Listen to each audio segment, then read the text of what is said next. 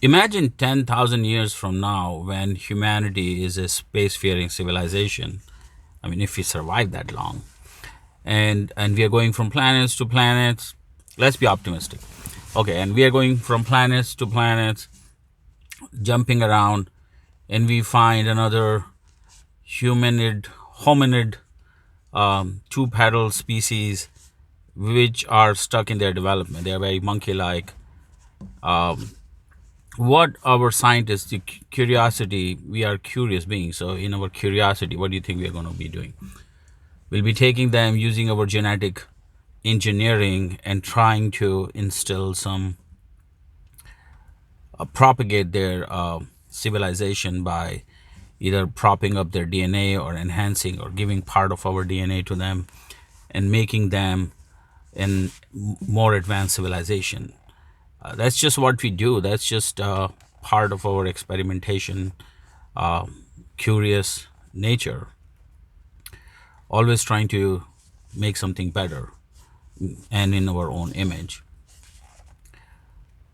And then we will also transfer technology to this civilization.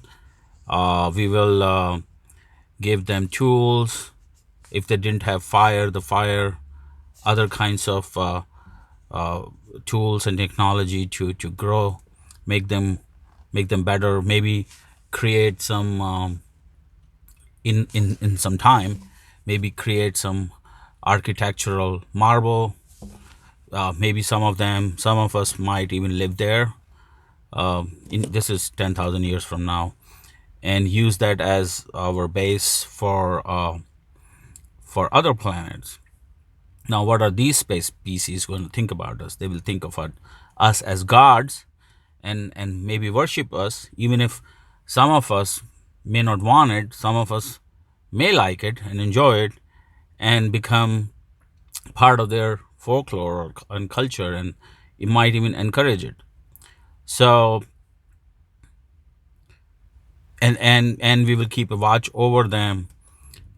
We will let the culture grow, and that's how.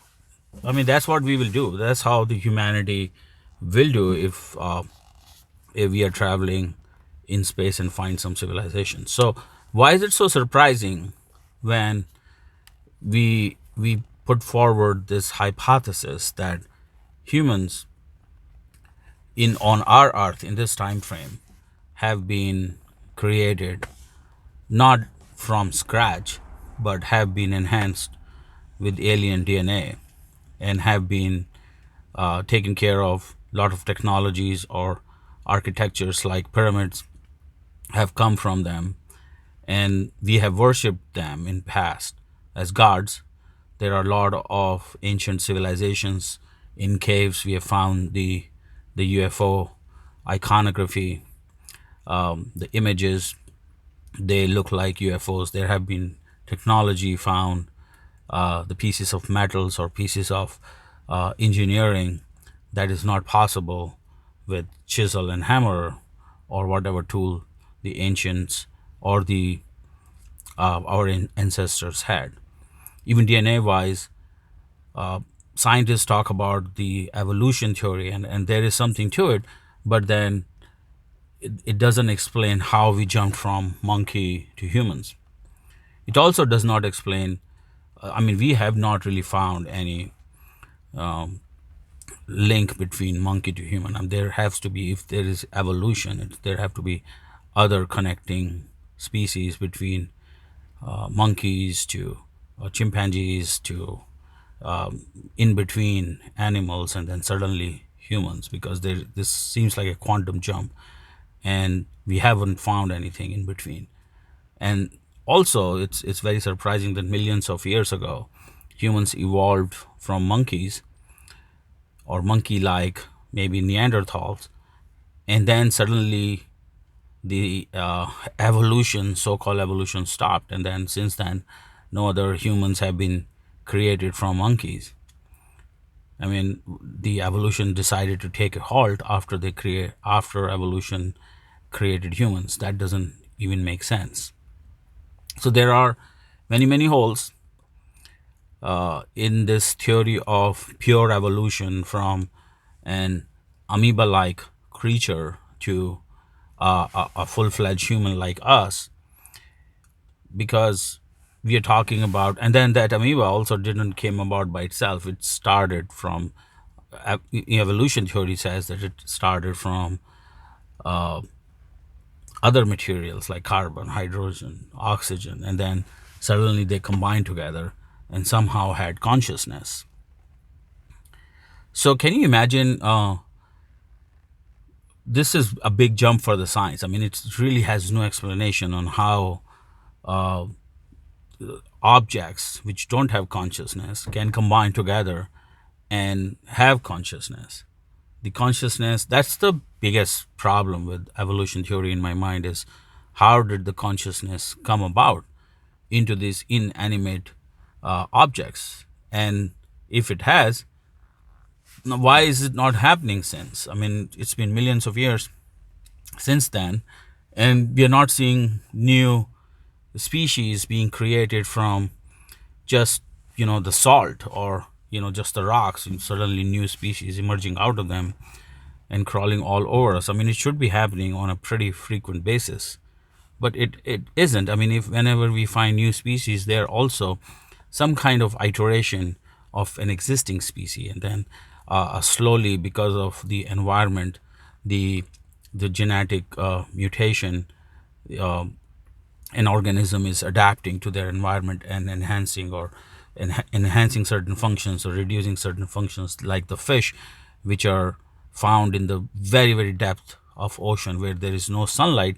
Then they have no use for eyes, then eyes shut off, and those fish survive there without eyes because they have no need for eyes. I mean, that is understandable, and that's how evolution works, and then there is no denying that. But saying that the inanimate objects assemble themselves and slowly assemble themselves into conscious beings, and then those conscious beings suddenly became this complex human being, that it does not pass any kind of smell test. I don't think the people have, or the scientists have given reasonable explanation to all of these the examples that have been found throughout the history, when we discover ancient ruins and find technologies and find evidence where our ancestors were really those might not have been coming from our ancestors. The things that we are finding, they might be coming from another higher civilization, and that's where we are going. So we started this discussion saying, okay, if we, in 10,000 years in future, if we were to encounter a subspecies, then we will make them like us. So what stops another higher advanced civilization to, when they visit the earth long time ago, and trying to help us, and trying to introduce their genetic material into humanity, and then trying to afterwards teach us, take care of us, and some of them living with us. I mean, there have been even religious stories about them. For example, in Bible it says the gods came down from earth and married the human women, and that's how these Nephilims were created. The semi-gods were created, and there have been stories like that in many other ancient civilizations. So it's not really far-fetched to think that this really happened, that we are the aliens that we are seeking. Now the biggest question is, if this happened, then why don't we see them around? And that's a big question, and that's a very good question. We do see evidence of them being here a long time ago, in written literature, in carvings, in many other things, but we do not see any evidence of them now. I mean, they're not popping out and showing us. They're not walking around like us. They should be walking around, If they were here, then why are they not walking around anymore? And I would like to say that I think we have, and I've thought about it a lot, and probably there are a couple of explanations. One is that maybe we are under some kind of quarantine where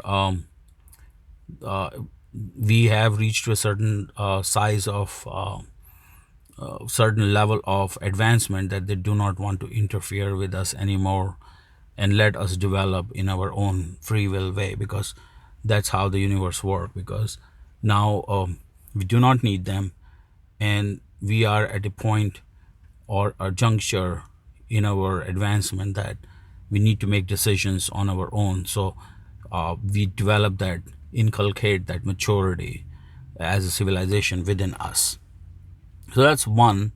And the other is that they are still here, but they are not showing themselves freely, because I mean, there are a lot of UFO sightings and people talking about aliens, and then they showing them in different state of consciousness, in visions.